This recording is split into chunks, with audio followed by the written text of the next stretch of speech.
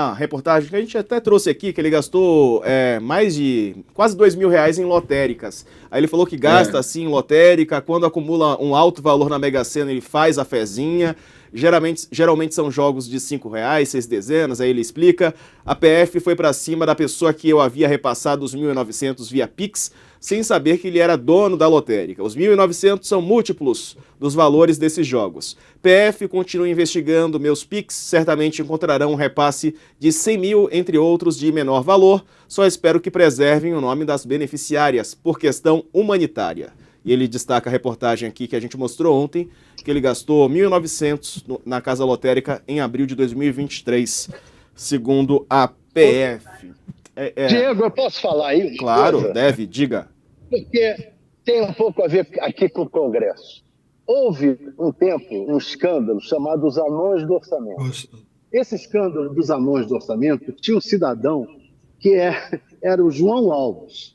O João Alves foi à CPI e levantaram que ele ganhou na loteria umas 200 vezes. E perguntaram, como é que o senhor ganhou tanto na loteria? Ele disse, foi Deus, meu filho, foi Deus. A verdade é que ele usava a loteria para lavar dinheiro. João Alves, a conclusão foi essa.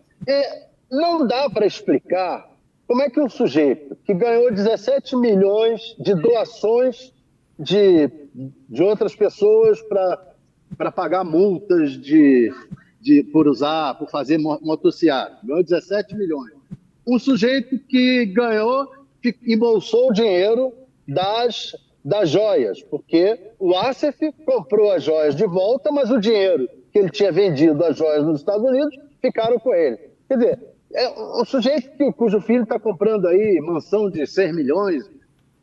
Quer dizer, tem tanto dinheiro assim, o que ele fica fazendo ainda fezinha na loteria, na Mega Sena? Exatamente por isso, Thales, já que você perguntou, exatamente por isso é a mesma coisa que o João Alves teve. Por que ele jogou tão alto? Ele costumava jogar R$5, R$10, resolveu jogar 1.900. É já no desespero para lavar o dinheiro das joias. Está tudo ligado. Essa história vai se encaixando uma coisa atrás da outra, é impressionante. Não é normal jogar R$1.900 na loteria, ele não é um viciado e tal. Só pode ser isso, um jeito de lavar o dinheiro das joias. E aí, professor? Na loteria. O Diego, vou aqui ir atrás dos ensinamentos, dos livros e da prática dos magistrados que conseguiram desvendar a máfia, a Cosa Nostra siciliana. Eles não falam em correr atrás do dinheiro, tal, eles são mais sofisticados. Eles falam em pecunia olet, o dinheiro tem cheiro. E observam que, e atenção, nós estamos falando de máfia, de casos concretos ocorridos com a máfia. A máfia lavava dinheiro e reciclava capitais. E lavava dinheiro, a forma, isso pelos procuradores e magistrados que atuaram em processos de máfia. A forma mais rudimentar de lavagem de dinheiro é exatamente a do João Alves, ou seja, de dinheiro, de lotéricas, de jogos, para se fingir que é azar. Jogos de azar e que recebeu tal dinheiro. A lembrar que o João Alves, como levantou o Thales, que tem memória assim fantástica, ele lavava dinheiro, inclusive que ele pegava do restaurante aí da Câmara, que era uma concorrência pública, e ganhava um certo sujeito e ele tomava algum desse sujeito. Então, como ele tinha que explicar aquela fortuna que ele tinha? Eu ganhei na loteria. É o que... o Bolsonaro, ele pensa que todo mundo é idiota. Essa forma é tão rudimentar de ganhar, de comprar bilhete premiado, ganhar na loteria, que todo mundo sabe, né? Como é que se faz isso? Porque, teoricamente, é um indício, né? Mas como é que comprova? É um indício forte, mas chega a ser um batom na cueca, aqui usando, de novo, um termo muito popular? Com relação às joias, quando ele começa a fazer tudo isso, e lembrou bem o Couto, quando ele começa com loteria, é sinal que ele precisa de comprovação. Precisa comprovar que ele tem dinheiro, precisa comprovar que... E ele, veja, se a forma mais rudimentar é loteria, outra forma rudimentar é usar papel moeda, ou seja, dinheiro em circulação. Por quê? Porque se ele põe no banco, fica caracterizado o quê? Um registro. Os bancos têm que registrar o depósito, a saída. Então, ele faz o quê? Ele guarda debaixo do colchão, de repente, e faz jogadas. Veja, tem um caso agora, dessa semana, de compra de apartamento pelo filho, onde o valor real do imóvel, o real do imóvel, não era aquele que constou do documento.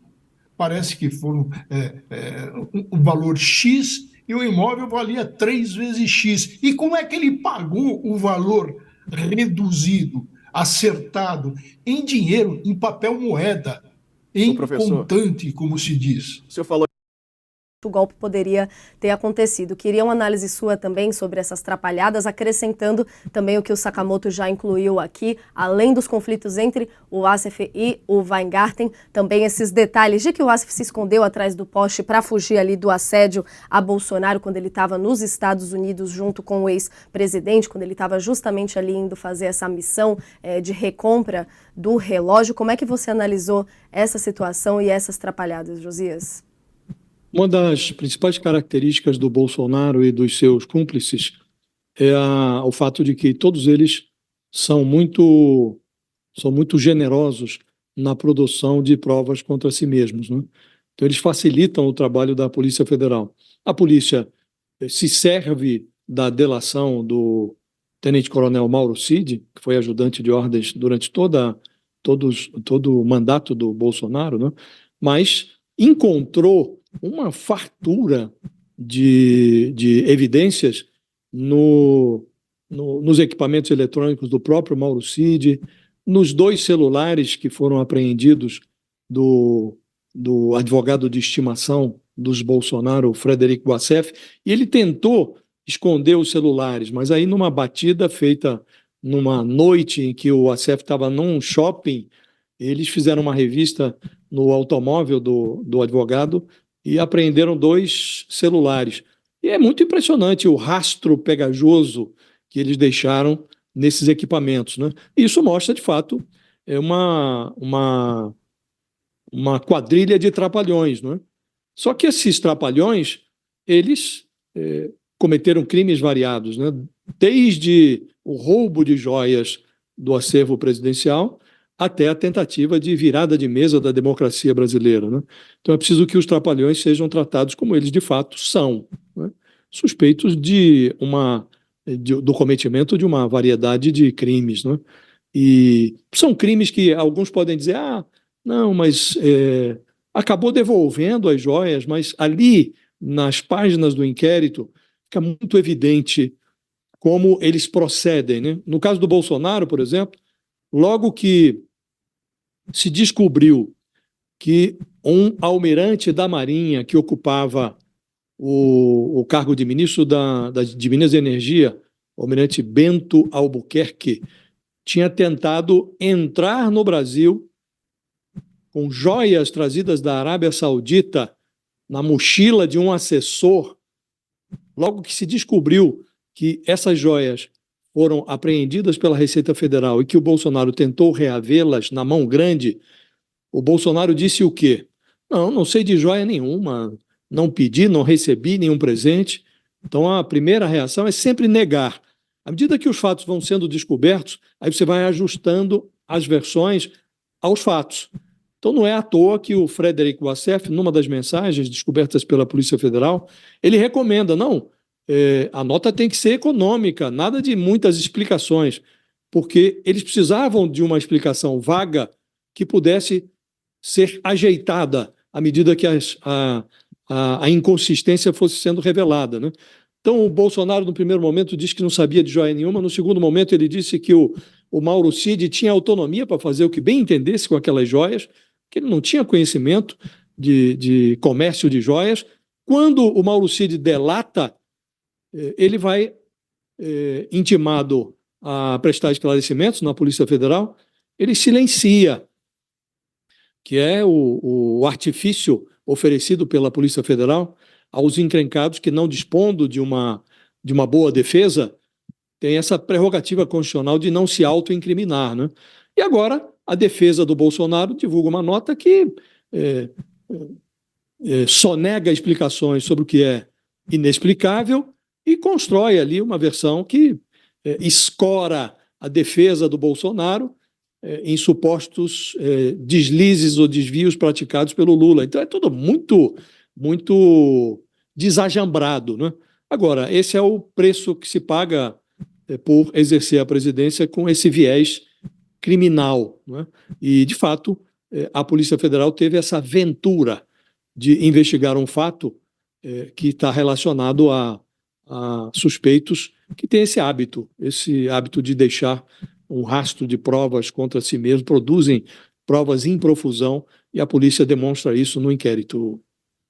Outros bem específicos, né? Só detalhando um pouquinho mais aqui sobre essa fala do Assef, que estava presente lá no inquérito, era um áudio que ele tinha mandado para a namorada quando ele estava lá na Flórida, junto com o ex-presidente Jair Bolsonaro, nessa missão de recomprar o relógio, e ele tinha mandado no áudio o seguinte, abre aspas: um bolinho de gente lá tirando foto com ele, se referindo a Bolsonaro, outro bolo igual tirando foto comigo. Isso porque eu estava do outro lado da calçada, escondidinho, atrás de um poste para não ser visto, mas não teve jeito. Essa foi a fala citada então, e tem até outros trechos comentando nessa mesma linha de deixar rastros para trás, tal pai, tal filho. Cid também deixou rastros. A gente viu que durante essas trocas de mensagens sobre o caso, ele chegou a apagar mensagens de WhatsApp que ele tinha trocado com Marcelo Câmara, por exemplo, ex-assessor de Bolsonaro, mas deixaram ali pistas para a PF descobrir. Inclusive, ele fez, que nem todo mundo faz, aquele esquema de você encaminhar mensagem para si mesmo. Eu tenho um grupo comigo mesma no WhatsApp, só que no caso não estou negociando nada ilegal ali. Ele fez isso, que permitiu a PF a conectar, entender que ele estava falando ali, estava mandando fotos do kit de ouro branco. E também outro fato ali, eles lembrando, a gente retoma aqui na nossa reportagem do UOL, nessa série de Atrapalhadas, a situação então que o pai, o general Mauro César Lorena, apresentou aí, apareceu no reflexo de uma foto dos itens milionários que estavam sendo negociados nos Estados Unidos. A gente ainda tem uma série de questões a serem vistas. Queria trazer com vocês também o destaque que o Josias comentou no começo do programa, que o valor das joias Sakamoto desviadas pode ser, então, maior do que esses 6,8 milhões que a gente está falando agora, de acordo com os dados da Polícia Federal. Isso porque a perícia ainda não terminou de avaliar os itens ali dos anéis, rosários, abotoaduras dos kits de joias, não foram periciados pela Polícia Federal ainda. E tem outros itens valiosos que seguem desaparecidos. É o caso de uma palmeira e um barco dourado, e também de um relógio de luxo. Esses bens foram recebidos por Bolsonaro depois de uma viagem ao Bahrein em 2021, segundo a Polícia Federal, e eles também não têm ainda nem a estimativa de valor para esses presentes, que ainda então não foi apurado pela Polícia Federal. A gente teve então essa pequena confusão ali no começo do valor dos 25 milhões, que foi corrigido para 6,8 milhões, que nós vamos ter que discutir, e vamos aos dicionários e até o costume militar do que significa selva. Selva significa olá, tudo bem? Selva significa concordo? Ou selva vale para tudo? Oi, depois eu vejo. Pelo jeito, pelo que se está aí, pelo que a gente sabe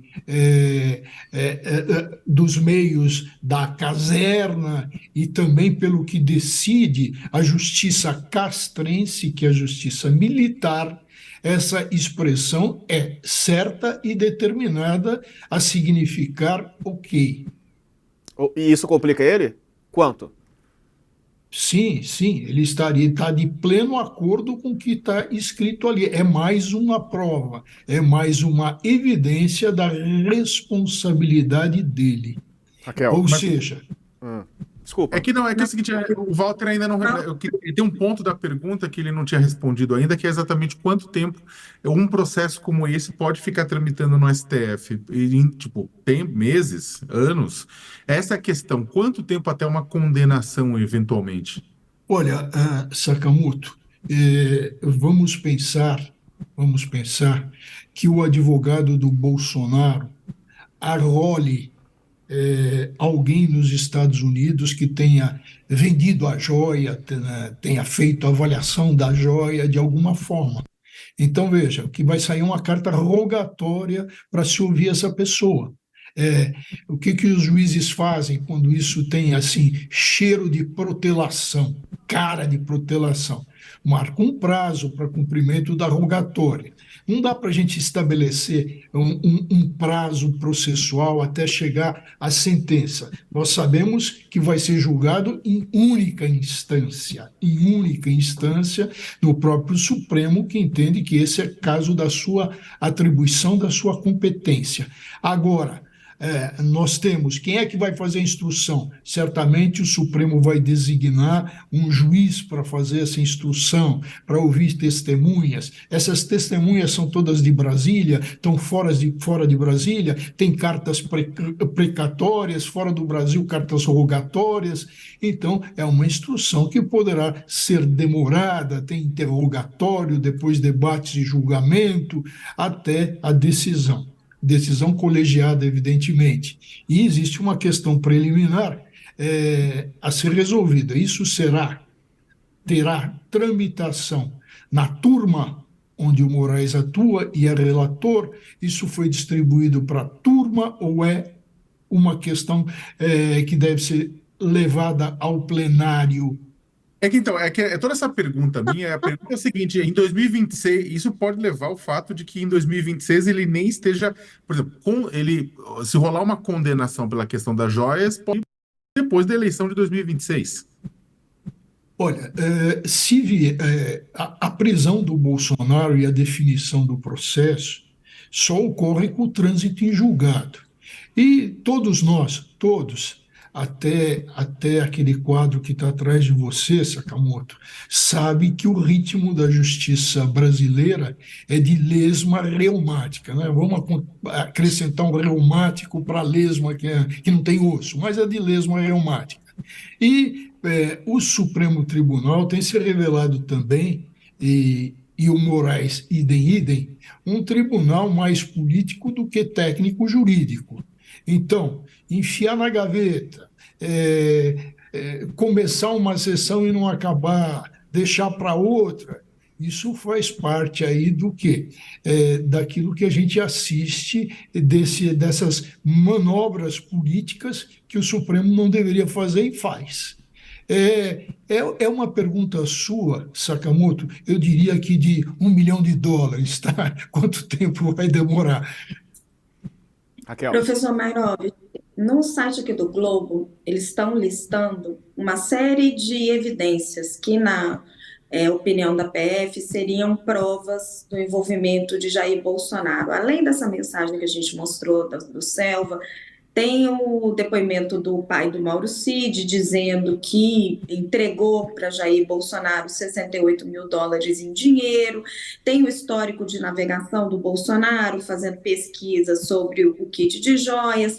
Tem conversa dele com o ASEF, logo depois que o ASEF também fala com outros envolvidos sobre a questão das joias, enfim, tem cotação de passagem, tem uma série de evidências que a PF vai reunindo para implicar Jair Bolsonaro neste caso. Na sua avaliação, está tudo bem conectado? Realmente já dá para confirmar que Jair Bolsonaro era o comandante dessa organização criminosa para desviar patrimônio público?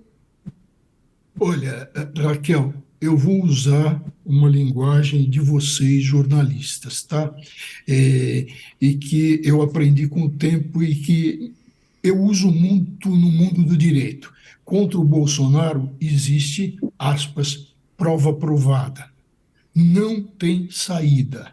Não tem saída nem com Artes de Procusto, que é aquele personagem que esticava as pessoas no leito da morte da literatura. Então, veja, o Bolsonaro estaria, usando uma expressão da italianidade, estaria infarinati e friti, que quer dizer com a farinha e frito que nem um bife à milanesa. Tudo é conectado. E tem um outro ponto que me parece muito importante. Sakamoto, um dia eu fui a uma conferência internacional sobre lavagem de dinheiro e reciclagem de capitais. Foi nesse fim de semana em Balneário, não, né? Não, ali eu acho que é como se bate carteiras e outros tipos de delitos. E como se engana a população e como se usa o populismo na sua raiz. Então, outra coisa. E nesse encontro eu fiquei impressionadíssimo com uma frase que foi dita nada mais, nada menos do que a responsável pelo Ministério Público da Confederação Helvética da Suíça. Chama-se Carla Del Ponte, que os mafiosos o apelidaram de Carla La Peste, porque ela, pelo seu modo de agir, pela sua competência.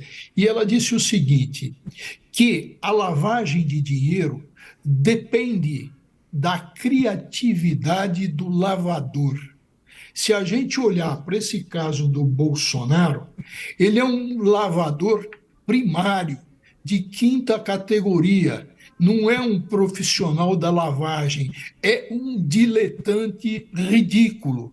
Por quê? Porque ele deixa todas essas provas da lavagem, então ele quer lavar o quê? Ele quer lavar o peculato. Ele quer transformar o peculato, ele quer sumir com o peculato e com aquilo que comprova o peculato, o objeto do peculato, que são as joias. Ele quer sumir com aquilo tudo. Então, o que ele faz? Ele faz uma venda que é toda documentada, ele faz avaliações, ele troca mensagens, ele coloca o seu ajudante de ordem que vira um delator. Então, veja, a grande dificuldade, e aí a própria Carla Del Ponte, que foi a primeira mulher e a primeira órgão do Ministério Público do Tribunal Penal Internacional, e que é uma jurista brilhante, a Carla Del Ponte diz o seguinte, e sempre, e ainda com relação à lavagem do dinheiro, e ela que pegou todo o dinheiro da máfia lavado no cantão suíço de Ticino. Ela diz o seguinte, ela fala, a grande sorte dos cidadãos do Estado legal, constitucional, é que muita gente esquece dos profissionais da lavagem e se coloca a querer lavar dinheiro e reciclar capitais sem entender de mercados, sem entender disso. É o caso específico que está aí na nossa cara. Isso é de uma primariedade, é por isso, Raquel, que eu falei, usando a linguagem de vocês, jornalistas, prova provada. É um amadorismo muito grande, né, professor? Bem, boa tarde a todos, a todas. Olha, eu já não tinha dúvidas, pelo que vim acompanhando da imprensa, do envolvimento do ex-presidente da República nessa questão das joias.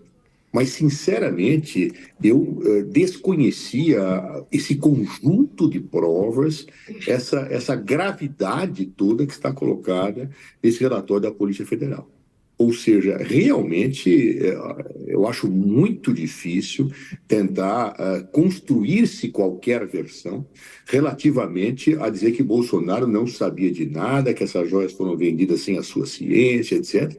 Porque, como vocês acabaram de mostrar, essa troca de mensagens entre o ajudante de ordens de Bolsonaro e o próprio, mostrando o leilão em que as joias seriam vendidas, é mortal. Ou seja, tudo isso é mortal. O fato de termos demonstrações probatórias de que o dinheiro foi entregue em mãos, isso, ou seja, este inquérito, a impressão que tenho, sem ainda ler com todo o cuidado a narrativa da Polícia Federal, é que é aquele chamado batom na cueca. Ou seja, dificilmente se constrói uma tese de defesa que pudesse isentar Jair Bolsonaro dessa questão específica das joias.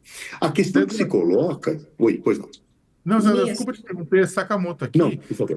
Oi, Sakamoto. A pergunta... Tudo bem? Boa noite. A pergunta é a seguinte, tudo bem, você fala que não dá para... que é difícil que ele se livre disso. A justificativa que ele tem dado não é de que ele não sabia da venda das joias, mas de que ele achava que ele poderia vender as joias porque os presentes foram para ele. Isso não cola, então, na sua avaliação? Não, não cola. Há todo um ardil demonstrado de que se